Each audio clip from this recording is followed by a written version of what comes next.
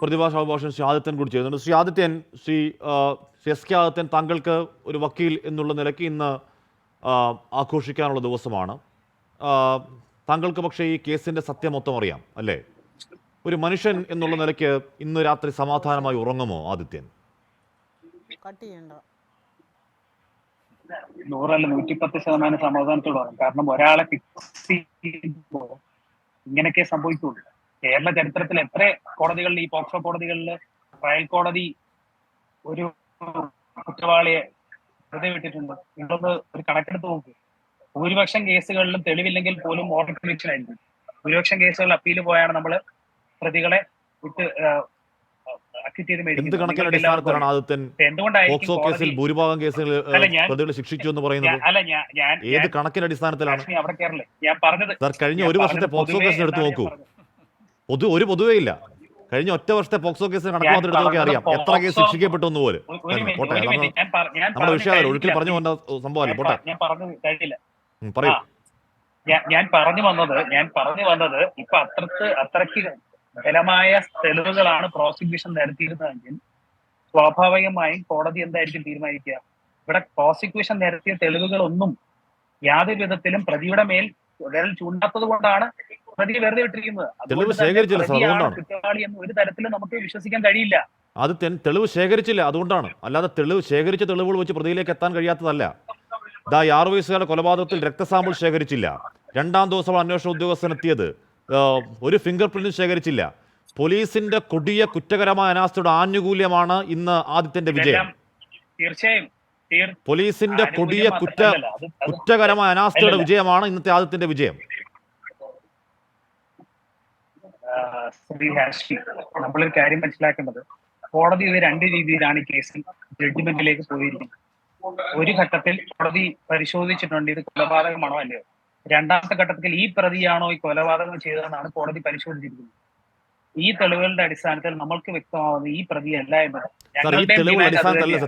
പ്രതി ആരാണെന്നുള്ളത് കണ്ടെത്തുക. അത് തെളിവില്ല എന്ന് പറഞ്ഞാൽ തെളിവുകൾ എന്ന രക്തസാമ്പിൾ അടക്കം, ഈ പറഞ്ഞ ആ സമയത്തെ ബെഡ്ഷീറ്റ് ശേഖരിച്ച് സൂക്ഷിക്കലടക്കം ഒന്നും വേണ്ടവണ്ണം ചെയ്യാത്തത് കൊണ്ട് പ്രതി ഊരിപ്പോയി എന്ന് പറയുന്നതല്ലേ ഒന്നുകൂടെ ഭംഗി.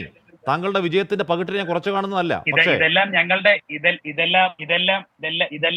വാദമായിരുന്നു ഹാഷ്മി കോടതിയിൽ. ഇതെല്ലാം ഞങ്ങളുടെ വാദമായിരുന്നു കോടതിയിൽ. അല്ല, പുതിയ കാര്യമല്ല. അല്ല, ആ വാദം ശരിവെക്കുന്നത് എന്തുകൊണ്ടാണ്? തെളിവുകളുണ്ടെന്നുള്ളത് എനിക്കറിയാലോ. അല്ല, ഞാൻ പറഞ്ഞ ആ വാദം ശരിയായി കോടതിക്ക് മുഖവിലേക്ക് എടുക്കേണ്ടി വരുന്നത് എന്തുകൊണ്ടാണ്? കൊലപാതകം നടന്ന റൂമിലെ തെളിവുകൾ അലക്ഷ്യമായി കൈകാര്യം ചെയ്തു, ഗുരുതര വീഴ്ച ഉണ്ടായി എന്ന് പോലീസിന്റെ കൊടിയ അനാസ്ഥയാണ് എന്ന് പറഞ്ഞതുകൊണ്ട് ഇയാൾ പ്രതി അല്ല എന്ന് കോടതി പറഞ്ഞോ? ശരിയാണ്. ആരെ സംരക്ഷിക്കാൻ വേണ്ടി?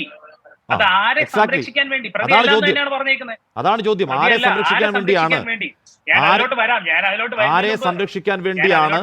ആരെ സംരക്ഷിക്കാൻ വേണ്ടിയാണ്? എന്തുകൊണ്ടാണ് ആ സംരക്ഷണം ഇത്ര വൈറ്റൽ തെളിവുകളിൽ പോലീസ് അമാന്തം കാണിക്കുന്നത് ചോദ്യം തന്നെയാണ് ആദിത്യൻ.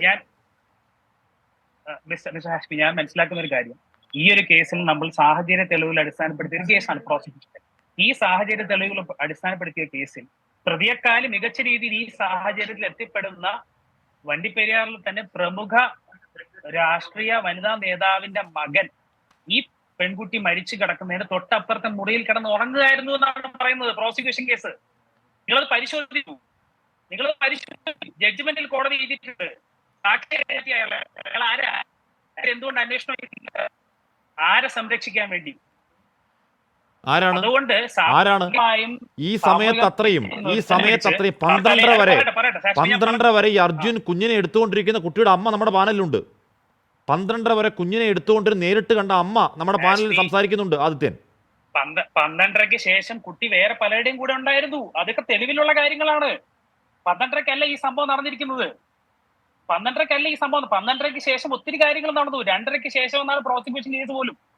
12:30 വരെ ഈ മഹാൻ കൂടെ ഇരുന്ന് കണ്ട അമ്മയാണ്.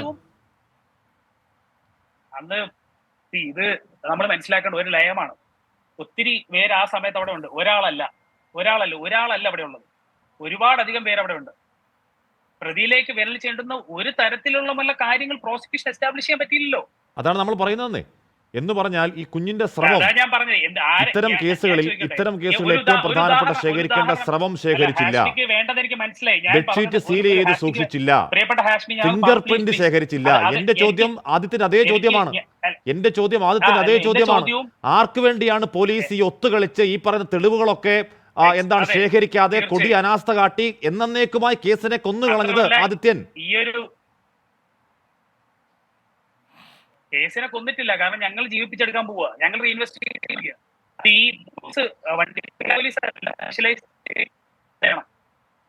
അറിയാം ശരിക്കുള്ള കുറ്റവാളി ആരാണ്. കാരണം 2.5 വർഷം ഞങ്ങൾ അതിന്റെ അകത്ത് കിടന്ന് അറിയിച്ചതാ. ഈ 2.5 വർഷം ആരാണ് ശരിക്കുള്ള കുറ്റവാളി? അത് എന്തിന്റെ അടിസ്ഥാനത്തിലാണെന്ന് ഞങ്ങൾക്കും അറിയണം.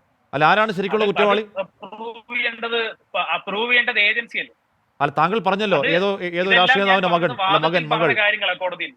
അല്ല താങ്കൾ പറഞ്ഞല്ലോ ഏതോ രാഷ്ട്രീയ നേതാവിന്റെ മകൾ. അത് പറയൂ.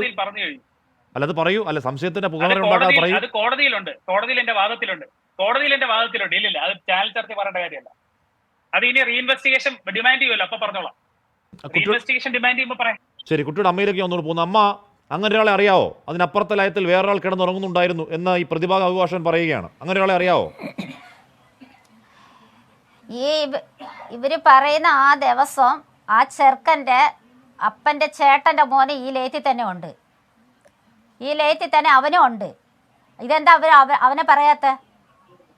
ആ ചെറുക്കൻ ഇവിടെ ഉണ്ടെന്ന് ഇവർ പറയുന്നുണ്ടല്ലോ. അപ്പൊ അവന്റെ ചേട്ടൻ അവിടെ ഉണ്ടല്ലോ, ആ ലേത്തിലുണ്ടല്ലോ. അവനെന്തിനാ ഇവർ പറയാത്ത? അവൻ പറയാത്ത സുന്ദർ.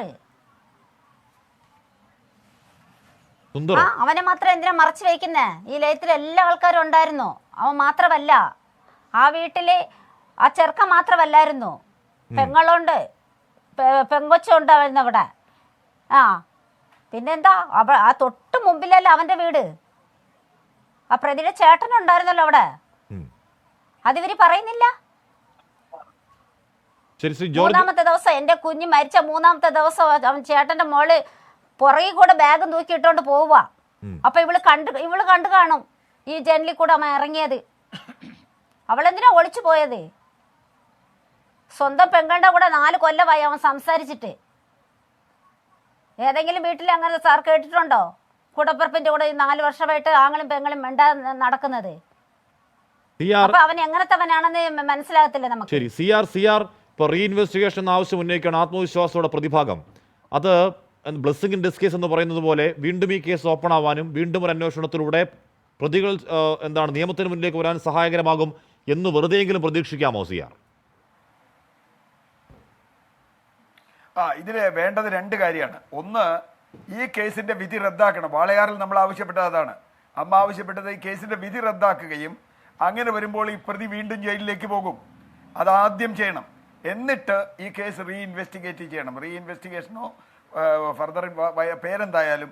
അങ്ങനെയാണ് വാളയാർ കേസിൽ ആ വിധി നമ്മൾ നേടിയത്. അമ്മ കൊടുത്ത കേസിൽ അത് CBIക്ക് കൈമാറാൻ തീരുമാനിച്ചതും അത് വീണ്ടും അന്വേഷിക്കാൻ തീരുമാനിച്ചതും പഴയ ഇത് ക്യാൻസൽ ചെയ്യാൻ തീരുമാനിച്ചതും അങ്ങനെ അവർ വീണ്ടും പ്രതികൾ ജയിലിൽ പോയതും. ഇവിടെയും അങ്ങനെ വേണം എന്നാണ് നമ്മളെ പോലെയുള്ള ആളുകൾ ആവശ്യപ്പെടുന്നത്. അമ്മ ആവശ്യപ്പെടുന്നത് അതാണ്. ഈ വിധി ക്യാൻസൽ ചെയ്യണം. ക്യാൻസൽ ചെയ്താൽ പ്രതി വീണ്ടും ആ പഴയ FIR-ഉം പ്രതിയും നിലനിൽക്കും. അതിന്റെ വേറെ അന്വേഷണം നമുക്ക് കാത്തിരുന്ന് കാണാം സിആർ. അതൊക്കെ ഉണ്ടാകുമോ? വാളയാർക്ക് നമ്മൾ പലത് കണ്ടതാണ്. നമ്മൾ എഴിഞ്ഞെഴിഞ്ഞ് നീങ്ങുന്ന പല അന്വേഷണങ്ങൾ നമ്മൾ കണ്ടതാണ്. നമുക്ക് കാത്തിരുന്ന് കാണാം. ദൗർഭാഗ്യവശാൽ എന്തായാലും ഇവിടെ ഉണ്ടാവുന്നത് ഈ പറയുന്ന കൊടി അനാസ്ഥ കാണിച്ച പോലീസ് ഉദ്യോഗസ്ഥരെ സർവീസിൽ നിന്ന് പുറത്തേക്ക് അയക്കാൻ സർക്കാർ തയ്യാറാവണമെന്നുള്ളതാണ്. ആദിത്യൻ ഇന്ന് രാത്രി സുഖമായി ഉറങ്ങും, സമാധാനമായി ഉറങ്ങുമെന്ന് പറഞ്ഞത് ആത്മാർത്ഥമായാണോ, നെഞ്ചിൽ കേവിച്ച് ഒരിക്കൽ കൂടി ഒന്ന് ആലോചിക്കൂ. എൻകൗണ്ടറിൽ പങ്കെടുത്ത എല്ലാവർക്കും നന്ദി. ഇനി ന്യൂസ് സൂപ്പർഫാസ്റ്റ് ആണ്. ഉന്മേഷ് വിരാമൻ ചേരും. നമസ്കാരം.